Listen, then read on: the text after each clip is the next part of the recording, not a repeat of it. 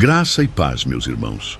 Num mundo onde tudo é aparência, como está o seu coração diante de Deus? O Senhor não se impressiona com discursos bonitos ou com uma boa reputação. Ele vê o que ninguém vê, a essência, o íntimo, a pureza.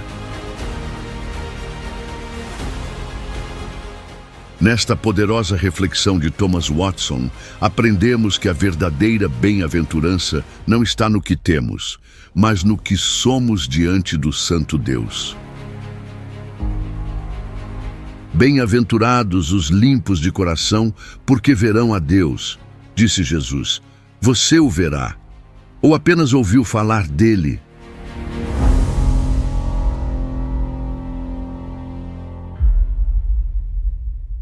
Vamos nos colocar em julgamento, sejamos puros de coração ou não. Aqui mostrarei os sinais de um coração impuro e então sinais de um coração puro.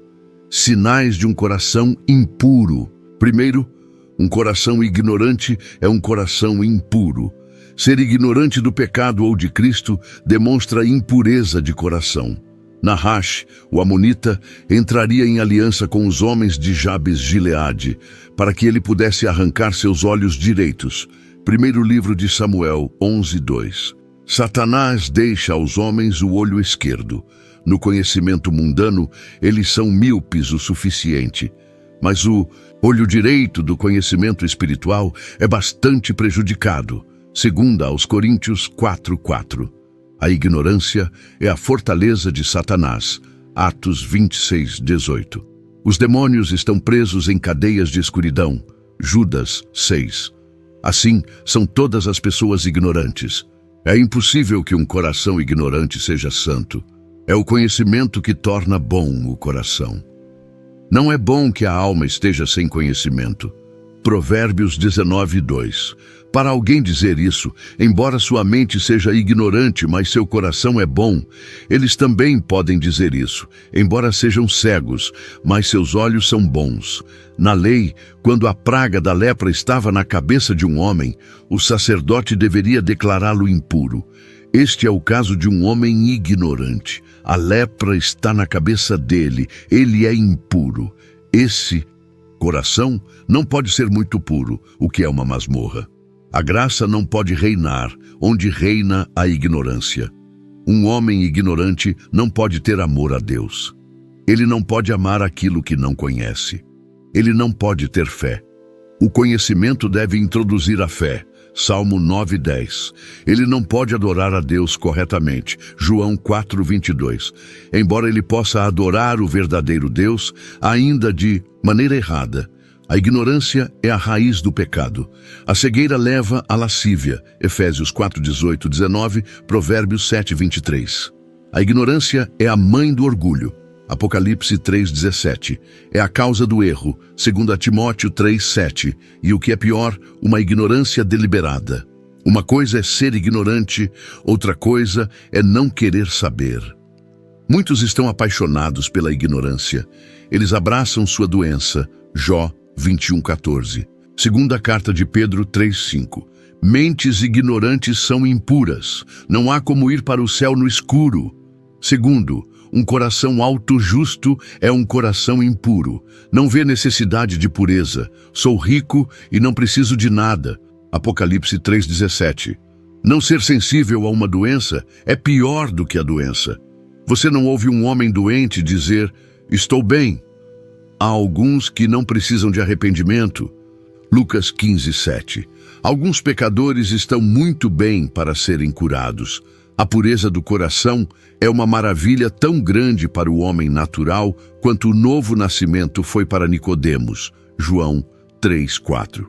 É triste pensar quantos seguem confiantes e estão prontos para abençoar a si mesmos, nunca suspeitando de sua terrível condição, até que seja tarde demais. Terceiro, ele tem um coração impuro que considera a iniquidade em seu coração. Se eu atender à iniquidade no meu coração, o Senhor não me ouvirá. Salmo 66:18. No original é, se eu olhar para o pecado, isto é, com um olhar lascivo. O que é considerar a iniquidade? Primeiro, Nós consideramos a iniquidade quando nos entregamos ao pecado, quando o pecado não apenas vive em nós, mas quando vivemos em pecado. Alguns deixarão todos os seus pecados, menos um. Jacó deixaria todos os seus filhos irem, exceto Benjamim. Satanás pode prender um homem por um pecado. O passarinheiro segura o pássaro com rapidez suficiente por uma garra. Outros escondem seus pecados, como quem fecha as vitrines de sua loja, mas segue seu ofício dentro de casa. Muitos lidam com seus pecados como a mãe de Moisés lidou com seu filho. Ela o escondeu na arca de juncos, como se o tivesse deixado, mas seus olhos ainda estavam sobre ele, e no final ela se tornou sua ama. Êxodo 2:9. Da mesma forma, muitos parecem deixar seus pecados, mas eles apenas os escondem dos olhos dos outros. Seu coração ainda os persegue, e por fim, eles amamentam e dão peito a seus pecados. Segundo, considerar a iniquidade é se deleitar com a iniquidade. Embora um filho de Deus peque, ele não tem prazer no pecado. Faço exatamente o que odeio. Romanos 7:15. Mas as almas impuras fazem uma recriação do pecado. Eles se deleitam na iniquidade. Segunda aos Tessalonicenses 2:12. Nunca alguém se alimentou com mais prazer de uma refeição que ama do que um homem perverso com o fruto proibido. Este prazer no pecado mostra que a vontade está no pecado. E a vontade é a regra e a medida da ação. Terceiro, considerar a iniquidade é fazer provisão para o pecado. Não façais provisão para a carne em suas concupiscências. Romanos 13:14. Os ímpios são fornecedores de suas concupiscências. É uma metáfora tirada de como fazer provisão para uma família, para alimentá-los. A palavra grega aqui significa uma projeção e planejamento na mente, como realizar uma coisa. Isso é para fazer provisão para a carne, quando alguém estuda para satisfazer a carne e fornecer combustível para a luxúria. Assim, Amnon fez provisão para a carne, segundo o livro de Samuel 13:5. Ele finge estar doente e sua irmã Tamar deve ser sua enfermeira. Ela deve cozinhar e servir a comida para ele. Com isso, ele contaminou a virgindade dela. É triste quando a preocupação dos homens não é ser santo, mas satisfazer a luxúria. Quarto, considerar a iniquidade é dar-lhe respeito e entretenimento, como Ló mostrou respeito aos anjos. Ele se curvou com o rosto em direção ao chão e disse: Eis agora, meus senhores, entrem, eu imploro. Gênesis 19:2. Quando o Espírito de Deus vem, ele é repelido e entristecido. Mas, quando vem a tentação, o pecador se curva a ela, abre os portões e diz: Entre aqui, meu Senhor. Isso é para considerar a iniquidade. Quinto, disse que ele considera o pecado aquele que não considera as ameaças de Deus contra o pecado. Lemos sobre 7 trovões fazendo soar suas vozes, Apocalipse 10:3. Quantos trovões nas Escrituras levantam sua voz contra o pecado? Certamente Deus esmagará as cabeças de seus inimigos, as cabeças cabeludas daqueles que continuam em seus pecados. Salmo 68:21. Aqui está uma escritura trovejante, mas os pecadores não temem esse trovão. Que um ministro venha como um Boanerges, vestido com o espírito de Elias, e denuncie todas as maldições de Deus contra os pecados dos homens. Eles não têm consideração por isso. Eles podem rir do tremor de uma lança. Jó 41:29. Isso é considerar a iniquidade e argumentar um coração impuro. Um coração incrédulo é um coração impuro. A Escritura o chama expressamente de um coração perverso e incrédulo. Hebreus 3:12. Um coração incrédulo é mau no mais alto grau. Está cheio do veneno do inferno. A incredulidade é a mistura imunda de todos os pecados, a raiz e o receptáculo do pecado. A incredulidade é um pecado que afronta a Deus. Isso coloca a mentira sobre Deus. Isso questiona seu poder. Salmo 78, 19. Misericórdia e verdade. Aquele que não crê em Deus, na verdade, chama Deus de mentiroso. Primeira carta de João 5:10. Pode uma afronta maior ser lançada sobre o Deus da glória. Isso nos faz confiar nas causas secundárias, que é colocar a criatura no lugar de Deus. Asa em sua doença não procurou o Senhor, mas os médicos, segundo o livro de Crônicas 16:12. Ele confiava mais no médico do que em Deus. Saul procura a bruxa de Endor. Ó grande afronta, apoiar-se na cana e negligenciar a rocha eterna. A incredulidade endurece o coração. Esses dois pecados estão ligados. Ele os repreendeu com sua incredulidade e dureza de coração. Marcos 16:14. A incredulidade gera a pedra do coração. Aquele que não acredita nas ameaças de Deus nunca o temerá. Aquele que não acredita nas promessas de Deus nunca o amará. O que é dito do Leviatã é verdade do incrédulo. Seu coração é duro como a rocha, duro como a mó. Jó 41:24. A incredulidade primeiro polui o coração e depois o endurece. A incredulidade gera hipocrisia. Os professores não acreditam que Deus seja um Deus ciumento e os chamarão para prestar contas. Portanto, eles colocam uma máscara de religião e são santos de brincadeira para que possam bancar o diabo a sério. Segunda carta a Timóteo 3:4-5. Eles fingem adorar a Deus, mas o eu é o ídolo que eles adoram. Como remadores, eles olham para um lado e remam para outro. O incrédulo é o maior hipócrita. A incredulidade causa o medo dos homens. O medo é a prova de uma alma ilegítima. O medo é uma coisa degradante. Ele desmancha um homem. Isso o deixa com medo de ser piedoso. O homem medroso estuda antes a obediência do que a consciência. O medo do homem traz um laço. Provérbios 29:25. O que fez Abraão se enganar, Davi fingir estar louco e Pedro negar a Cristo? Não era o medo deles? E de onde surge o medo, senão da incredulidade? Portanto, a Escritura os une, os medrosos e incrédulos. Apocalipse 21:8.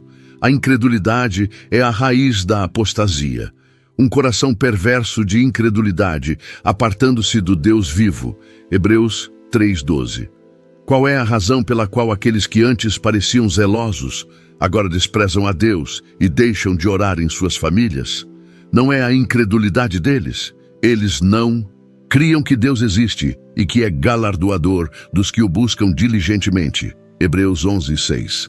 A infidelidade é a causa da apostasia. No grego, apistia, incredulidade, leva a apostasia. Apostasia. E se a incredulidade é a criadora e fomentadora de tanto pecado, então o coração incrédulo deve ser um coração impuro. Um coração cobiçoso é um coração impuro. A terra é o elemento mais impuro. A pureza do coração está na espiritualidade dele, e o que é mais oposto à espiritualidade do que o terreno. A cobiça é a raiz de todos os males. 1 a Timóteo 6:10. A que preço você conduz os corações mortais, sua maldita luxúria por ouro? A cobiça é a raiz do descontentamento. Por que alguém se queixa de sua condição, senão porque pensa que não tem o suficiente? A palavra grega para cobiça significa um desejo imoderado de obter. Porque o homem avarento nunca está satisfeito. Seu coração se agita em descontentamento e impaciência. A cobiça é a raiz do roubo. O coração ganancioso de Acã o fez roubar aquela cunha de ouro, que serviu para separar sua alma de Deus. Josué 7:21. A cobiça é a raiz da traição. Isso fez Judas trair a Cristo. Quanto você vai me pagar para trair Jesus para você? Mateus 26:15. A cobiça de Absalão o fez tentar arrancar a coroa da cabeça de seu pai. Aquele que é um Demas logo provará ser um Judas. Os homens serão avarentos. 2 a Timóteo 3:2. E segue no versículo seguinte: traidores. Onde a cobiça está no prefácio, a traição estará na conclusão. A cobiça é a raiz do assassinato. Porque Acabe apedrejou Nabote até a morte, senão para possuir sua vinha. Primeiro livro dos Reis, 21:13. A cobiça fez muitos nadarem até a coroa em sangue. E pode o coração ser puro quando as mãos estão cheias de sangue. Isaías 1:15. A cobiça é a raiz do perjúrio. Os homens serão avarentos e segue-se, quebradores de paz, segundo a Timóteo 3:2-3. Por amor ao dinheiro, fará um juramento falso e quebrará um juramento justo. Aquele que vive um Midas morrerá perjuro. A cobiça é a raiz da necromancia. Porque as pessoas assinam com o diabo, senão por dinheiro? Eles estudam a arte negra, para o ouro amarelo. Alexandre o VI penhorou sua alma ao diabo por um papado. A cobiça é a raiz da fraude e do roubo. Os que seriam excessivamente ricos excederão. É a mão avarenta que segura pesos falsos. Amós 8:5. A cobiça é a raiz do suborno e da injustiça. Faz dos tribunais grandes lugares de roubo, como diz Agostinho. Em Atenas, os processos judiciais eram comprados e vendidos por dinheiro. A cobiça é a causa da impureza. A Escritura menciona o salário de uma prostituta, Deuteronômio 23:18. Por dinheiro, tanto a consciência quanto a castidade são vendidas. A avareza é a raiz da idolatria. Avareza que é idolatria, Colossenses 3:5. O avarento se curva diante da imagem de ouro. Seu dinheiro é seu Deus, pois ele confia nele. O dinheiro é seu criador. Quando ele tem abundância de riqueza, então ele pensa que está feito. O dinheiro é seu redentor. Se ele estiver em apuros ou problemas, ele voa para o seu dinheiro e isso deve resgatá-lo. O dinheiro é seu consolador. Quando está triste, conta o seu dinheiro, e com esta harpa de ouro, afasta o espírito maligno. Quando você vê um homem avarento, pode dizer: lá vai um idólatra. A cobiça é a causa da inutilidade sob os meios da graça. Na parábola, os espinhos sufocaram a semente, Mateus 13:7.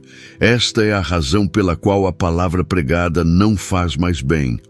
Semente muitas vezes cai entre os espinhos. Milhares de sermões jazem enterrados em corações terrenos. A cobiça é a raiz do egoísmo e da mesquinhez. Isso atrapalha a hospitalidade. O avarento tem a mão seca. Ele não pode estender a mão para vestir ou alimentar os necessitados.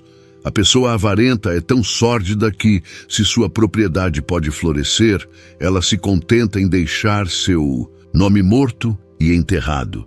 Que maldito pecado é a avareza, e ele pode ser puro de coração. Quem tem tal raiz de amargura crescendo nele? Podemos também dizer que é puro o corpo que está cheio de chagas. Aqueles corações são impuros que são odiadores da pureza. Miqueias 3:2. Eles odeiam o conhecimento. Provérbios 1:29. Algumas coisas na natureza têm uma antipatia. A serpente não se aproximará dos ramos do freixo selvagem. Há uma antipatia em um coração carnal contra a santidade, e quando o ódio se transforma em malícia, é perigoso. Assim, Juliano se opôs maliciosamente à santidade. Recebendo uma ferida mortal durante a batalha, ele jogou um punhado de seu sangue para o ar com indignação, dizendo: ó Galileu, você me venceu. Aquele que zomba da pureza tem um coração impuro. Nos últimos dias virão escarnecedores. Lucas 16:14, segunda carta de Pedro 3:3. Há alguns que zombam da religião. É um sinal do espírito de Ismael zombar da santidade. Não somos ordenados a ser perfeitos como Deus é perfeito? Mateus 5:48. Alguém poderia se perguntar que aqueles que ousam abrir suas bocas em escárnio contra a santidade, a terra não abre sua boca para engoli-los como fez Coré e Datã. Estes são demônios cobertos de carne. Eles têm condenação escrita em suas testas. Luciano, que no tempo do imperador Trajano havia professado a religião, depois tornou-se tão profano, a ponto de zombar dos cristãos e, com suas zombarias e insultos, tentou destruir a religião. Por fim, ele próprio foi dilacerado e devorado por cães. Quando a sarna do leproso apareceu, ele deveria ser excluído do acampamento. Levítico 13, 8, 46. Aqueles que zombam da religião, se Deus não lhes der arrependimento, certamente serão excluídos do acampamento celestial. E esta mensagem falou ao seu coração. Então pratique o que ouviu. Examine-se, arrependa-se, purifique-se pela graça de Cristo e pela ação do Espírito Santo. A palavra diz: quem tem essa esperança purifica-se a si mesmo, assim como ele é puro. Primeira carta de João 3:3. Vigie, ore, permaneça firme, porque o Senhor vem como ladrão, e só os limpos verão a sua face com alegria. Inscreva-se no canal, deixe seu like e acompanhe a playlist com mais mensagens de Thomas Watson, uma fonte preciosa da teologia puritana que confronta e edifica. Deus abençoe a todos, em nome de Jesus.